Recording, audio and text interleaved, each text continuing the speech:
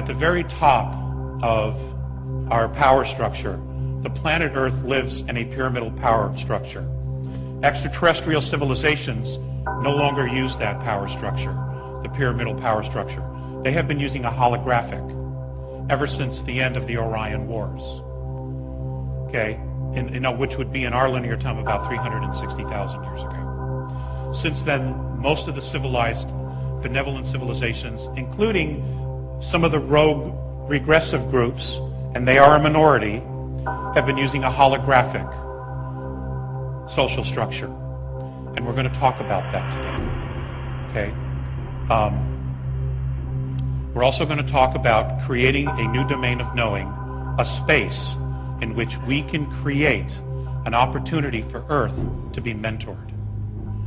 Because we need some help here. We are a little bit in over our heads. Was that they took over because they think holographically.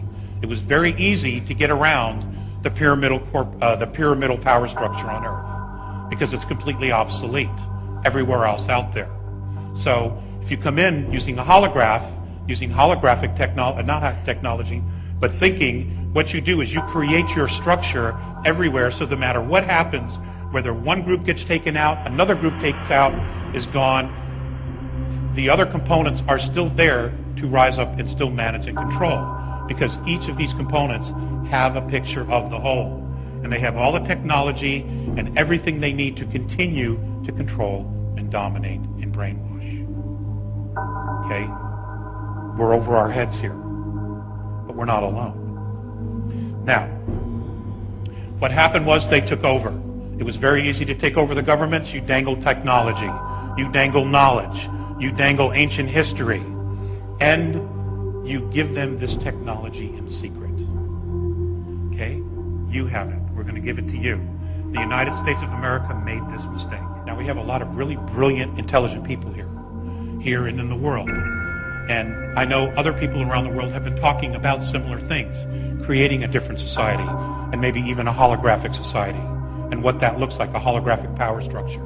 So no matter what happens, it will totally always stand on its own. The Founding Fathers tried to do something like this when they created all the states as equal, in control, and separate from the government.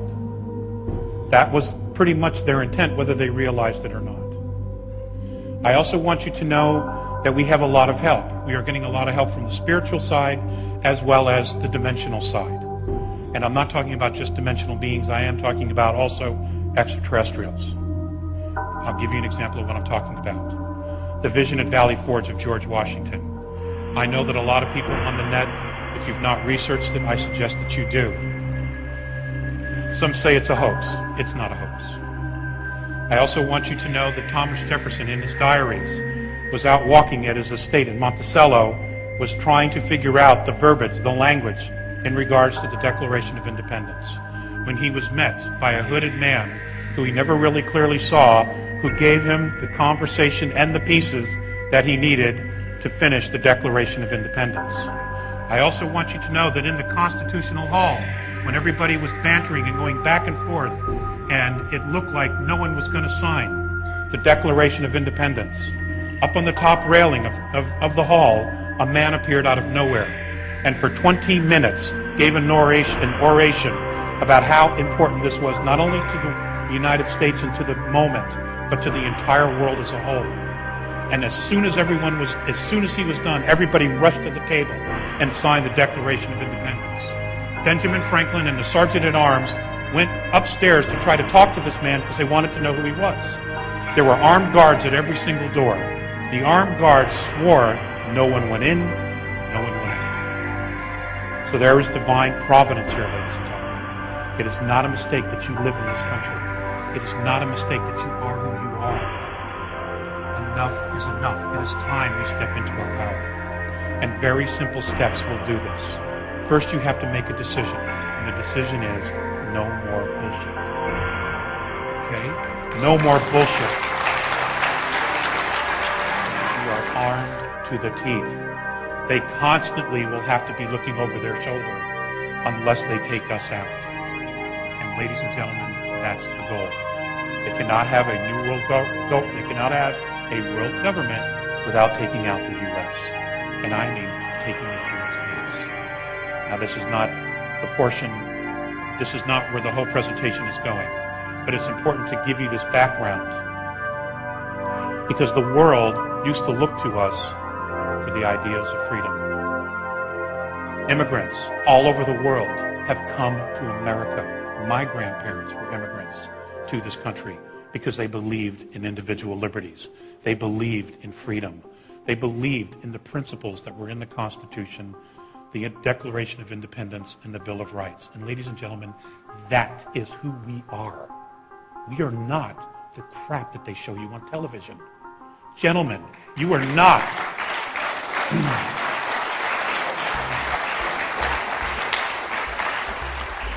Gentlemen, you are not the weak-kneed, sissy morons they try to portray us on television either.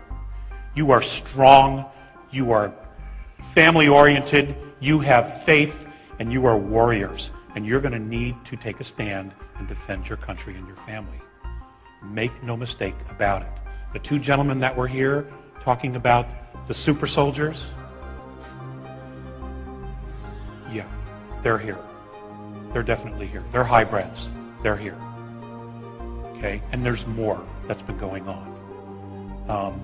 I was hoping that one of them would talk about what happened in Dulce, New Mexico. But they did not. And I don't necessarily want to go there either because, oh God, it's sick. It's sick. Okay? No, there's other things to cover. But I bring it up because many people that have the knowledge, that have been in black ops, special ops, that have been involved in the ET component, know about that small rogue group. And they're not gone yet. Some of them are still here. All right? And they still create and wreak havoc. So we need to create and start groups, dialogues, talking about living in a holographic structure where all the information that is available, black op, secret, top secret, above top secret, is available to everyone. We could just start with the information that we do have.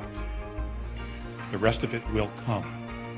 It's going to collapse on itself because it's no good. It cannot stand on its own. And the minute we turn our focus away from them and they can't feed off our fear, it will collapse in a heartbeat. Because where focus goes, energy flows. Okay? As long as they keep you looking at it, they are using the energy of your soul, of your spirit, to feed this monstrosity. It's time to just ignore them. Turn your focus away and let's create what we really, really want. But we have to decide what that is. Along with that, I have been asked to start asking people to talk to people, you're the first to hear this, about what would it look like for you, for Earth, and we'll start with the exopolitics community, what would it look like for you to be mentored by several benevolent extraterrestrial races? What would that look like?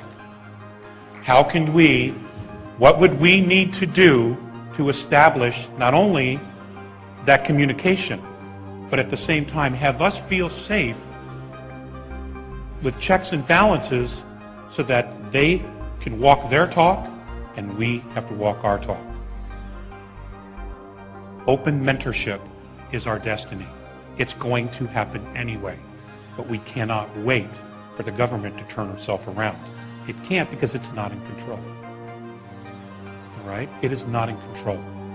So, we have to turn our focus away from all that drama and figure out another way. Just do the best you can. I mean, we're all fighting the fight. Now, America is on the front line of this. And the reason is simple. America created a new domain of knowing. America was created to get rid of the aristocracy of the old world, to create something new, to create individual liberties, to create personal freedoms. That was never known in the world before. And we have that. And because of our apathy, we have lost virtually all of those. And it is no one else's fault. It is our own fault.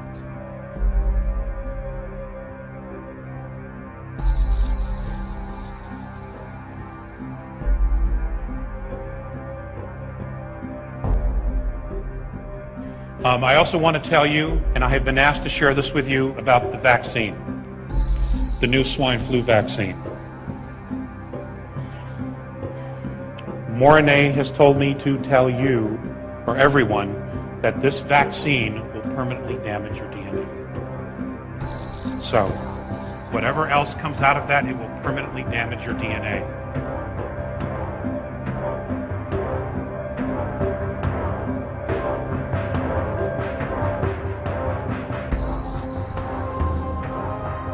But the bottom line is, when you look at the whole picture and you go up the ladder, okay, we are not the enemy. The enemy isn't human at all. But it's pushing all our buttons so that we're so busy looking at each other and so neurotic about each other that we're not looking at the real reality here, the real cause, which is another race or races that are here who are totally playing games with us, feeding off our energy, and hoping that we destroy ourselves so that they can keep the planet for themselves. Really, the Draconians. Okay, the Draconians are a very large reptilian race. They're known as the Dracs. There is a royal line of the Draconian reptilian race, and they're called the Seekar. They range anywhere from 14, 15 to 22 feet tall. They can weigh up to 1,800 pounds. They do have winged appendages, and they are awesome beings. They're extremely clairvoyant, they're extremely clever, and they can also be extremely sinister. They apparently were brought to our time and space, our universe, in full physicality. Somebody brought them here and dumped them here.